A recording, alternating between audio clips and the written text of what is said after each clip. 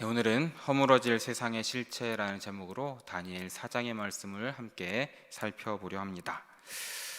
중국 베이징에는 세상에서 가장 큰 성인 자금성이라는 성이 있습니다. 아마 한 번쯤은 다 들어보셨겠죠.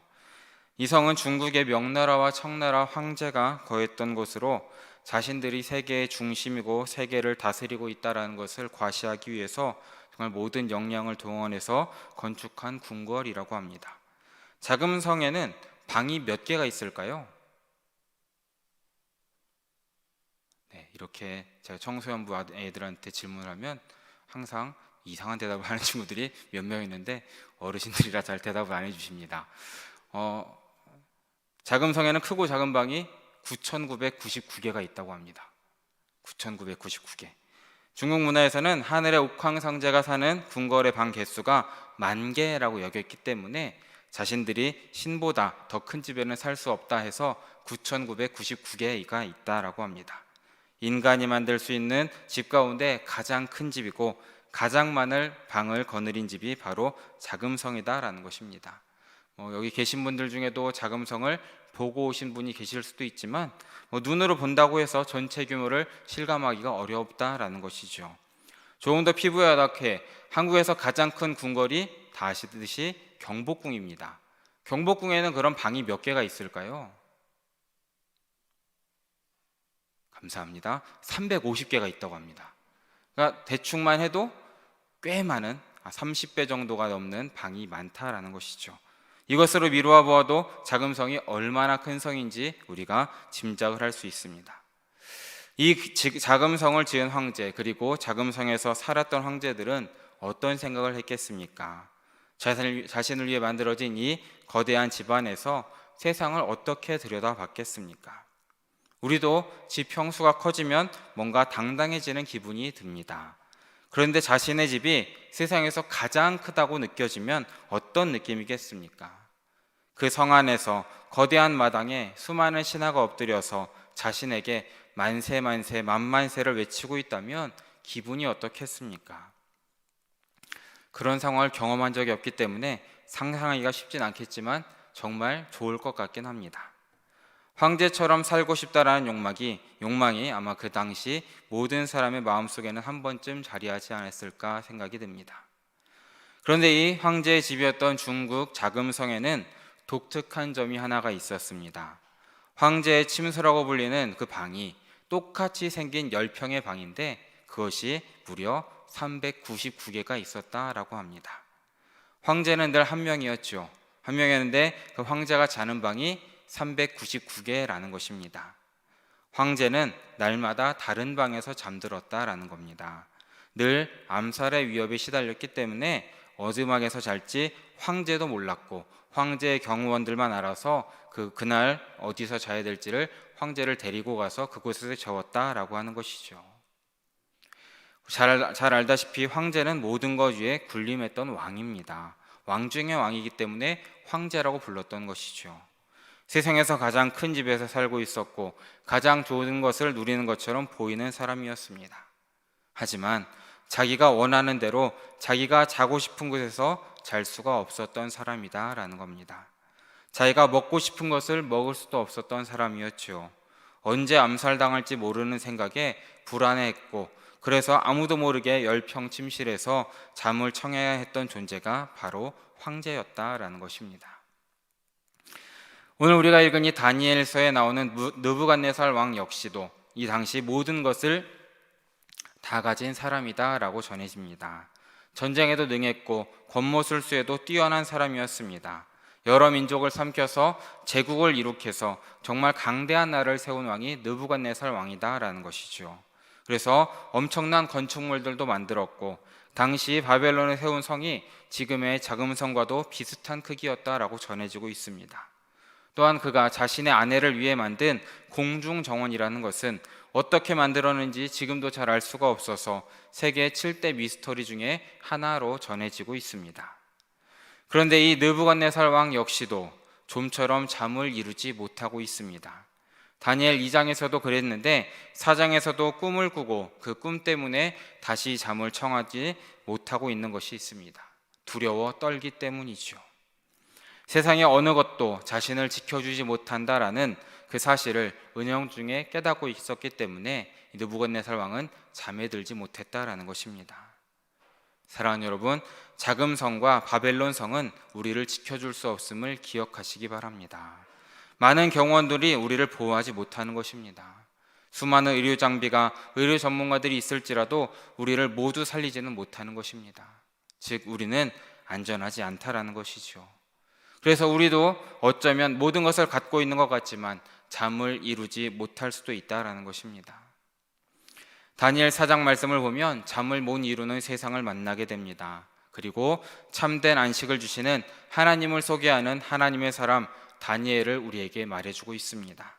이 다니엘이 감당했던 일을 우리도 감당할 수 있기를 바라면서 함께 말씀, 다니엘 4장 말씀으로 함께 들어가 보려고 합니다. 이 다니엘 4장은 봉투 구조로 이루어져 있습니다. 우리가 읽은 1절에서 3절은 느부갓네살이 하나님을 찬양하는 내용이 나오고, 또 34절, 37절에서도 느부갓네살이 하나님을 찬양하는 내용이 나옵니다. 그 중간인 이 4절에서 33절까지 말씀이 느부갓네살이 왜 하나님을 찬양하게 되었는지 그 이야기가 기록이 되어 있는 것이 4장의 전체 구조입니다. 이러한 구조로 부각시키고자 하는 메시지가 하나라는 것을 우리는 기억해야 됩니다. 이 이야기를 묵상하고 있는 우리 역시도 느부갓네살처럼 하나님을 찬양해야 한다라는 것을 우리에게 가르쳐주고 있는 것입니다.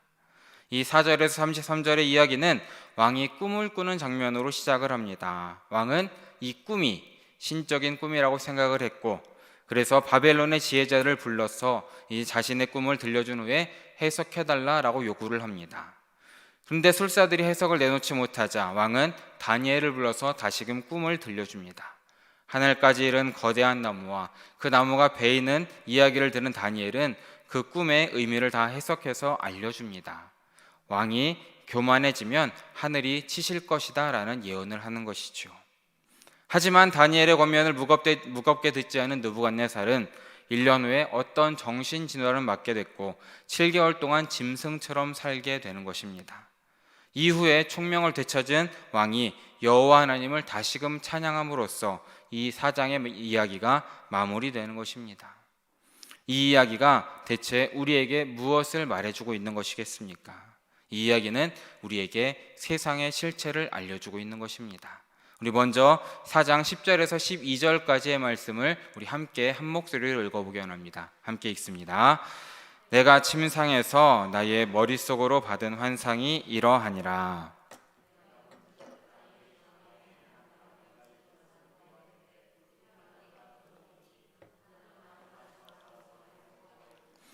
그 높이는 하늘에 닿았으니 그 모양이 땅 끝에서도 보이겠고, 그 잎사귀는 아름답고 그 열매는 많아서 만민의 먹을 것이 될 만하고, 들짐승이 그 그늘에 있으며 공중에 나는 새는 그 가지에 깃들이고 육체를 가진 모든 것이 거기에서 먹을 것을 얻더라.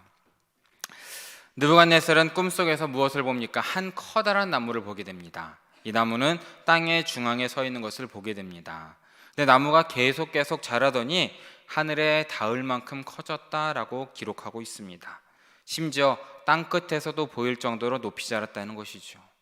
그리고 많은 생명이 이 나무에 깃들여서 나무의 열매와 나무의 그늘이 주는 혜택을 누리고 있다라는 것을 말해주고 있습니다. 이 거대한 나무가 무엇을 의미하겠습니까? 이후에 다니엘이 해석하는데 이 나무는 느부갓네살 왕과 이 바벨론 제국을 상징하는 것입니다. 이 당시 신화 중에는 하늘까지 자란 나무, 생명의 원천이 생명수에 관한 내용이 있었다라고 합니다.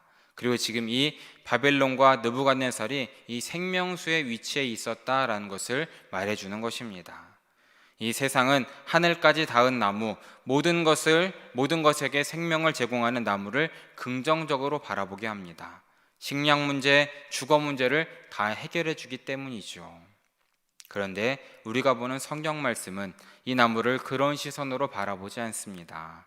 왜냐하면 우리가 방금 읽은 본문에서도 알 수 있듯이 그 높이는 하늘에 닿았으니 라는 표현 때문입니다.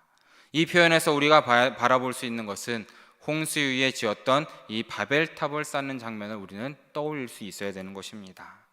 그 높이가 하늘에 닿았다. 이것은 감히 신에게 도전하는 태도를 가리키는 것이죠. 신은 하늘에 거하고 인간은 땅에 머물러야 하는데 인간이 무언가를 만들어서 하나님의 영역을 침공하겠다는 의지를 표현하고 있다라는 것을 우리는 바라볼 수 있어야 되는 것입니다. 무엇입니까? 하나님이 싫어하시는 인간의 교만이 하늘을 찌르는 상태가 되었다라는 것을 말해주는 것입니다. 사랑하는 여러분, 세상에 있는 모든 생명은 하나님께서 먹이시고 하나님께서 입히심을 믿으시기 바랍니다. 그런데 지금 이 나무는 하나님의 영역을 침범해서 모든 생명을 자신의 열매로 먹이고 자신의 그늘에 모으고 있다라는 것을 우리는 바라봐야 되는 것이죠. 이것이 하나님을 대적하는 세상의 방법이다라는 겁니다. 하나님을 필요 없는 존재로 만들어서 하나님께로 향하는 사람들의 마음을 세상에게로 끌어당기려고 하는 세상의 전략이다라는 겁니다. 역사적으로 느부갓네살은 위대한 왕이었습니다. 수많은 정복 전쟁을 치렀고 영토를 확장했던 왕입니다. 수많은 나라와 민족을 굴복시켰지요. 그리고 느부갓네살은 단지 전쟁에만 능한 왕이 아니라 포로로 끌려온 수많은 인력을 동원해서 거대한 도시를 건설했던 왕입니다. 고대 사회에서 바벨론은 현재로서도 상상하기 어려운 정말 그런 건축물들을 많이 만들어낸 나라입니다.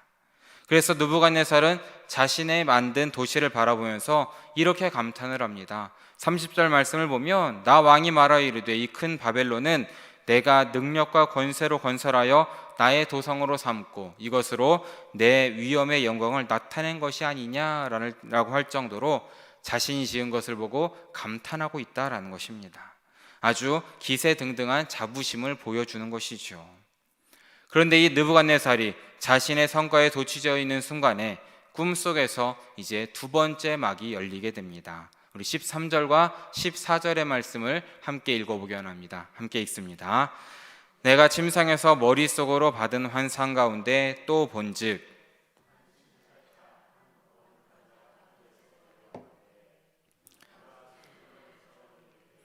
그 나무를 베고 그 가지를 자르고 그 잎사귀를 떨고 그 열매를 해치고 짐승들을 그 아래에서 떠나게 하고 새들을 그 가지에서 쫓아내라.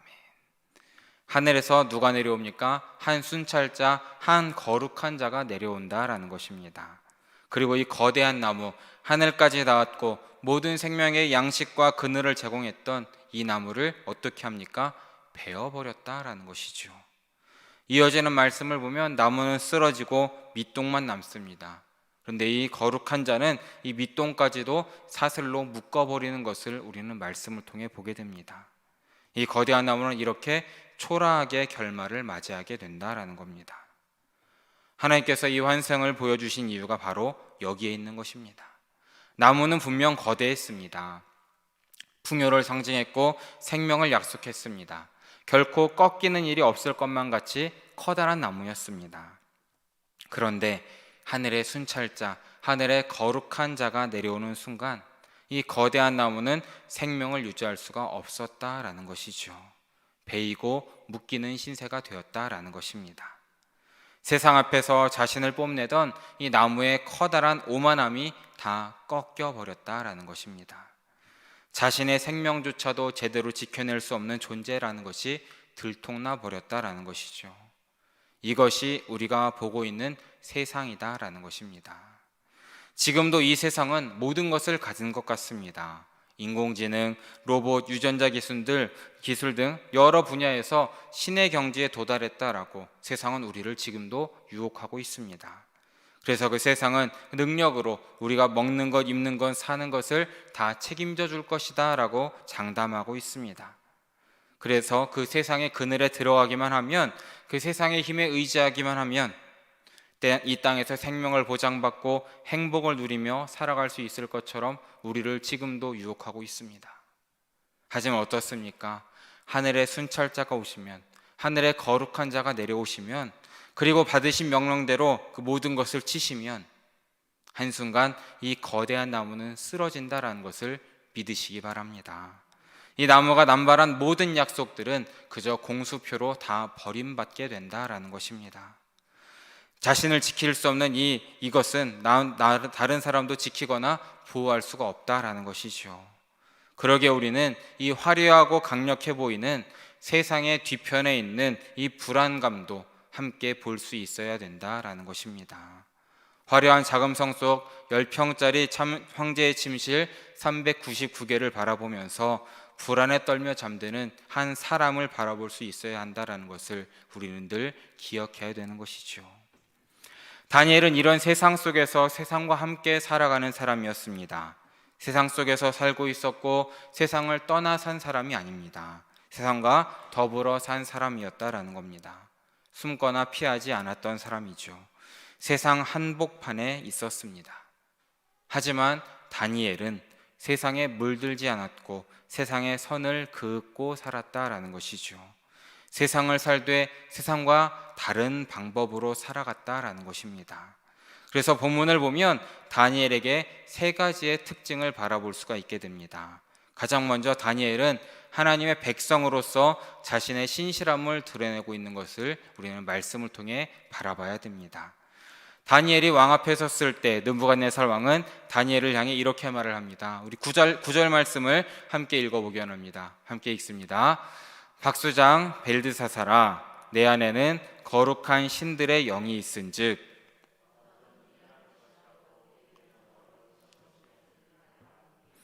내 꿈에 본 환상의 해석을 내게 말하라. 이 장에서 왕이 첫 번째 꿈을 꾸었을 때 그때는 이 느부갓네살 왕의 재위 2년째였고 오늘 4장에서 두 번째 꿈을 꾼 시기는 이제 재위 18년째라고 전해집니다. 그러니까 첫 번째 꿈을 꾸고 나서 무려 16년이 지난 시점이다라는 것을 먼저 기억해야 됩니다. 그리고 이 사이에 다니엘은 어떻게 됩니까? 바벨론 왕궁에서 박수장, 그 지혜자들의 머리가 되어 있다라는 것을 우리는 말씀을 통해 엿보게 되는 것입니다. 왕은 다니엘을 전폭적으로 신뢰하는 것을 보게 됩니다. 다니엘의 안에 거룩한 신들의 영이 있다라는 것을 믿고 있었기 때문입니다. 느부갓네살은 이때까지는 하나님을 제대로 믿지 않았습니다. 그런데 하나님을 믿지 않았던 왕이 하나님을 신실하게 섬기는 다니엘을 이렇게까지 신뢰하고 철저하게 믿었던 이유가 무엇이겠습니까? 그것은 16년 동안 다니엘이 일상의 삶을 사는 동안에 한결같이 보인 신실함 때문이 아닐까 생각을 해보았습니다. 지금 다니엘은 박수장이 되어 있습니다. 바벨론에서 박수라는 사람들은 주로 점을 치고 꿈을 해몽하는 사람이다라는 겁니다. 당시 이들에게 이것은 과학이었고 일상이었습니다. 그래서 다니엘도 바벨론에서 갈대아어를 사용하면서 박수들이 하는 일을 해왔던 사람입니다. 그가 하던 일은 이스라엘 민족의 신앙과 관련된 일은 아니었던 겁니다. 하지만 다니엘은 자신에게 맡겨진 모든 일을 잘 감당했고 그 영역에서 두각을 나타내어 신실하고 또 신뢰를 얻게 되었다라는 것입니다. 그래서 우리 역시도 깨달아야 될 것은 하나님의 백성은 언제 어느 곳에 있든지 간에 신실한 삶을 살아야 된다는 것을 믿으시기 바랍니다. 우리가 맡은 영역에서 하나님의 도우심을 입고 지혜를 얻어서 우리가 할 수 있는 최선을 감당할 수 있어야 한다라는 것이죠. 우리에게 최고가 되라라고 부르신 것이 아니라는 겁니다. 최고가 되는 것은 우리 모두의 영역이 아닐 수도 있다라는 것입니다. 하지만 사랑하는 여러분, 우리는 최선을 다해야 됨을 기억하시기 바랍니다. 우리가 처한 모든 상황 가운데 최선을 다해서 세상을 섬기고 세상과 함께 살아갈 때에 세상은 신실하고 최선을 다하는 우리의 삶을 통해서 우리와 함께 하시는 하나님을 만나게 된다라는 것을 우리는 늘 기억해야 되는 것이죠. 아브라함은 세겜 사람들에게 하나님이 세우신 지도자라고 불렸습니다. 이삭도 아비멜렉에게 하나님이 함께 하시는 자라고 불렸습니다. 요셉도 보디발과 바로에게 하나님이 함께 하시는 자라고 여겨졌습니다. 아브라함, 이삭, 요셉이 자신의 종교성을 열심히 드러내서 그런 호칭을 받은 것이 아니라는 겁니다. 그들이 있는 자리에서, 세상과 더불어 사는 그 자리에서 모든 삶 가운데에 신실하게 맡은 일에 최선을 다했기 때문에 하나님이 함께하는 자라는 칭호를 받았다라는 것을 우리는 기억해야 되는 것이죠. 그러기에 사랑하는 여러분, 우리 역시도 우리가 서 있는 자리에서 하나님께서 우리와 함께 하시는 것을 믿으시면서 우리에게 힘을 채워주시기를 구하시면서 신실함으로 최선을 다하심으로 일상을 채워가시는 우리 모두 되시기를 진심으로 바라겠습니다. 두 번째로 우리가 오늘 본문을 통해 또 바라봐야 될 것은 다니엘은 이 왕이 꾼 꿈의 의미를 제대로 전했다라는 것입니다. 이 왕이 꾼 꿈의 의미를 바벨론에 있는 이 모든 술사들이 정말 몰랐겠습니까? 저는 술사들이 이 꿈을 해석할 수 있었을 것이다 라고 생각을 합니다. 왜입니까? 너무 뻔한 꿈이기 때문입니다. 제국의 왕이 꾼 꿈인데 하늘까지 닿은 나무가 나오고 그 나무의 열매와 그늘에서 사는 생명들이 나오는 겁니다. 꿈 해석 전문가가 아닐지라도 이 이야기를 들으면 누구나 자연스럽게 왕과 제국을 떠올리는 것이 당시에 당연한 일이었을 겁니다. 그런데도 불구하고 이 많은 박수들은, 이 술사들은 이 꿈을 해석할 수 없다라고 뒤로 물러나는 모습을 우리는 말씀을 통해 보게 됩니다. 왜입니까? 꿈의 후반부 내용 때문이었습니다. 아까 말씀드린 것처럼 두 번째 내용은 무엇입니까? 거대한 나무가 베이고 밑동까지 사슬에 묶이는 내용입니다. 나무의 그늘에서 나무의 열매를 먹던 모든 것들이 흩어지는 것을 보게 되는 것입니다. 이것은 제국과 왕의 몰락을 의미하는 것이고 나라와 민족이 흩어지는 것을 의미하는 것이기 때문에 이 박수와 술사들은 혹시라도 이것을 왕에게 이야기했다가 내가 왕에게 해코지를 당할까 봐서 자신들은 이 꿈에 대해서 제대로 모르겠습니다라며 발을 빼고 제대로 전하지 않았다라는 것입니다. 하지만 다니엘은 달랐다라는 것입니다. 다니엘은 제대로 전했다라는 것이죠. 우리 19절의 말씀을 함께 읽어보기 원합니다. 19절 말씀입니다. 벨드사살이라 이름한 다니엘이 한동안 놀라며 마음으로 번민하는지라.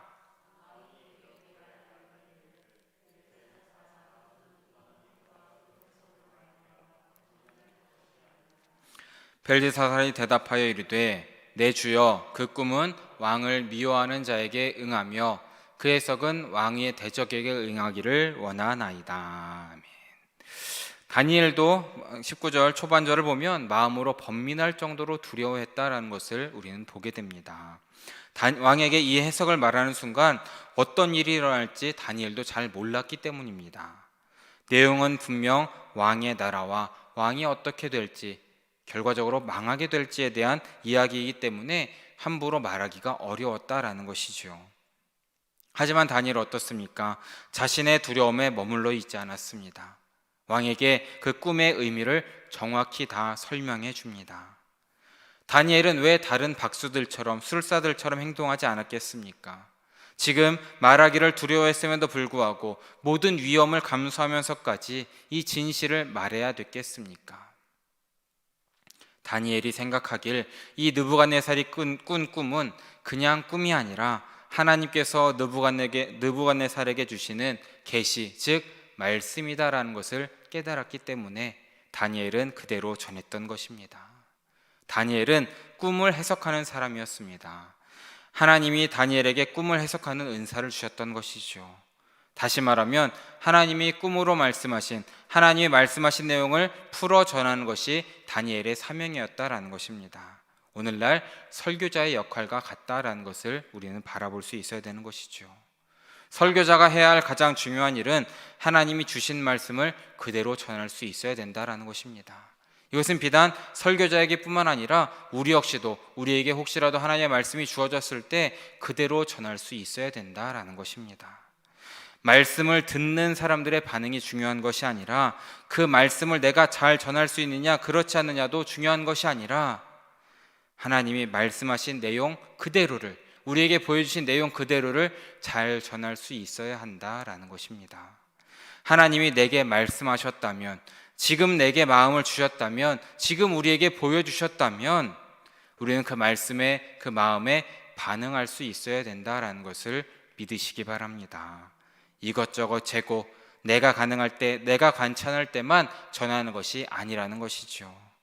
하나님이 내게 마음을 주시고 내게 꿈을 주시고 내게 말씀을 주시면 그 말씀과 계시에 순종해 전하는 것이 참된 그리스도인이다라는 것을 믿으시기 바랍니다.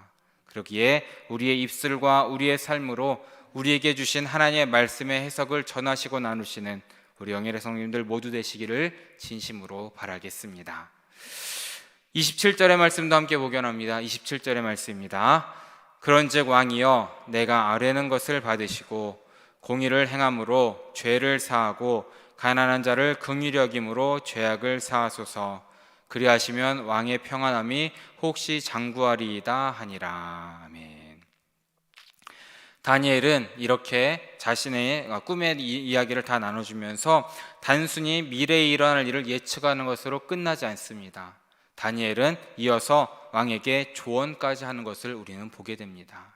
어떤 조언을 합니까? 심판을 면할 수 있는 길이 있다라는 것입니다. 이제부터라도 공의를 행하시고 가난한 자를 긍휼히 여겨서 죄를 사하라라고 권하고 있습니다. 이 부분을 우리는 자세히 봐야 됩니다. 지금 다니엘은 느부갓네살에게 하나님을 믿고 죄를 다하는 예배나 제사를 드려라 라고 말하지 않습니다. 무엇을 말합니까? 공평과 긍휼을 제안하고 있는 것입니다. 그런데 이것은 사실상 바벨론 정신이 제국의 정신에 위배되는 정신이었습니다. 제국은 폭력으로 세워진 제국이었습니다. 제국은 약육 강식 세계의 정점이라는 것이죠. 강한 자가 약한 자를 힘으로 눌러 만들었기 때문에 불평등과 착취가 일어나는 것이 당연한 세상이었습니다. 가난한 사람들은 그들의 무능 때문에 가난하다라고 여겼기 때문에 긍휼의 대상이 될 수 없는 사람들이었습니다.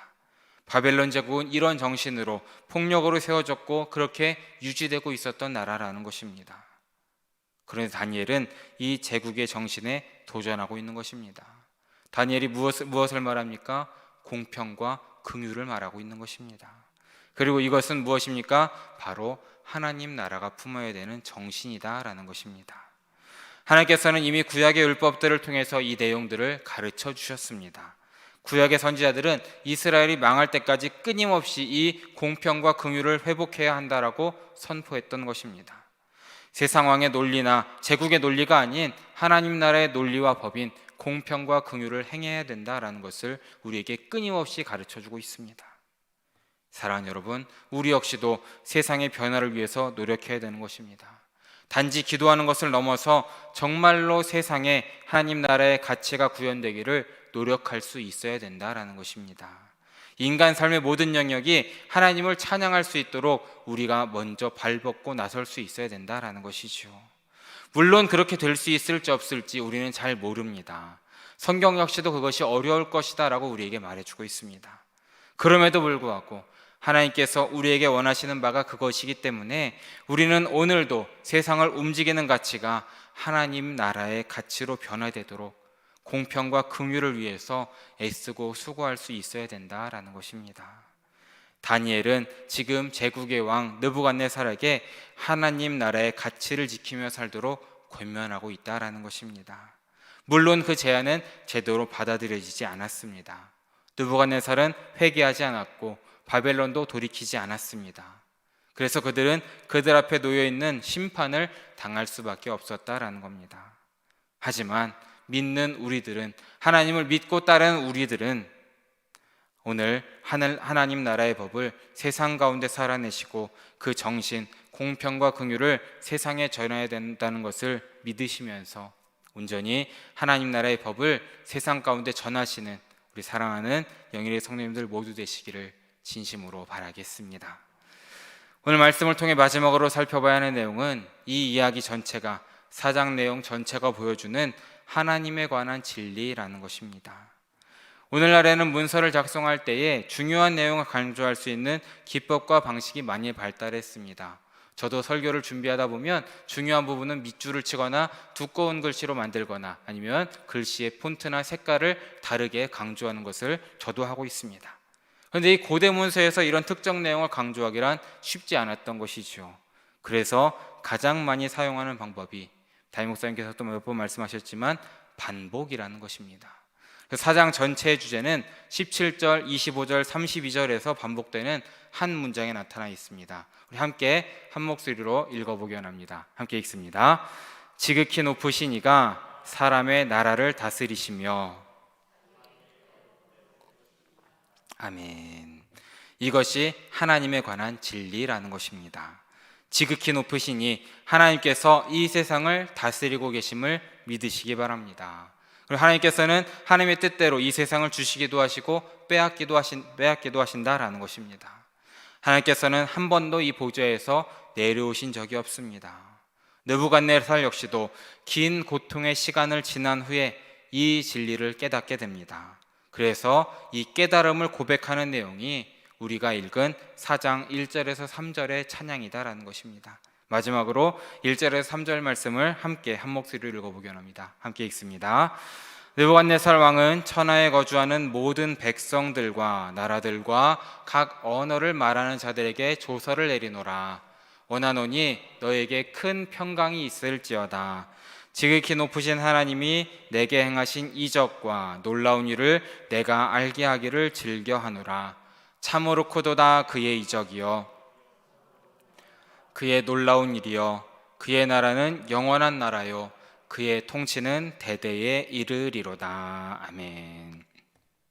사랑하는 여러분, 우리는 이 하나님을 알고 믿고 따르는 사람이다라는 것을 늘 기억하시길 진심으로 바랍니다. 하지만 우리는 이 하나님께서 없는 것 같은 세상을 살아가는 사람들입니다. 세상은 지금도 자신들의 힘을 자랑하고 그 능력으로 끊임없이 과시하고 우리를 유혹하고 있습니다. 그래서 우리는 그 안에서 고통스럽게 살 때도 분명히 있습니다. 하루하루 지쳐갈 수도 있습니다. 하지만 우리는 그 가운데에서도 세상의 실체를 꿰뚫어 볼 수 있어야 된다라는 것입니다. 거대한 나무는 모든 생명체가 쉴 그늘을 제공할 수 있을 것 같았지만 결국 하나님이 보내신 파수꾼에게 모두 다 베어버렸다라는 것을 기억해야 되는 것이죠. 하나님 앞에서 교만한 모든 것은 결국 그 교만한 대가를 치르게 될 것입니다. 결국은 하나님께서는 이 땅 모든 피조물에게 예배와 영광과 찬양 받으실 것입니다. 하나님은 그런 분이라는 것을 믿으시기 바랍니다. 그러기에 우리 역시도 모든 것을 가진 것 같지만 평안이 없는 제국과 왕의 삶이 아니라 부족한 우리와 함께 하시고 역사를 주관하시는 하나님을 신뢰하는 삶을 택해야 된다는 것을 믿으시길 진심으로 바랍니다. 그 믿음으로 오늘 우리에게 주어진 삶의 자리를 지켜내시고 삶의 자리 가운데에 주님의 나라를 세워가시고 하나님이 이기시고 통치하시는 날을 꿈꾸시면서 온전히 믿음으로 살아가는 우리 영일의 성도님들 모두 되시기를 진심으로 바라고 축원합니다. 함께 기도하겠습니다. 사랑해 주님 너무나 감사합니다. 오늘도 이렇게 함께 나와서 주님께 예배와 기도와 찬양으로 영원 돌릴 수 있도록 인도해 주심에 너무나 감사드립니다. 주님, 우리가 세상을 살아가면서 세상을 제대로 바라볼 수 있도록 함께하여 주시고 그 세상 가운데에서 주님의 뜻을 이루기 위해서 살아왔던 다니엘을 본받아 살아갈 수 있도록 주여 붙잡아 주시옵소서. 신실하게 살 수 있도록 인도하시고 주신 말씀대로 살아갈 수 있도록 인도하시고 공평과 긍휼을 위해 힘쓰고 나아가는 우리의 삶이 될 수 있도록 주여 우리에게 힘을 더하여 주시옵소서. 그러므로 세상 가운데에 주님의 나라를 세워가고 주님 마음에 합한 우리 모두의 삶이 될 수 있도록 주님께서 인도하여 주시옵소서. 모든 말씀 언제나 함께 하시는 예수 그리스도 이름으로 기도드립니다. 아멘.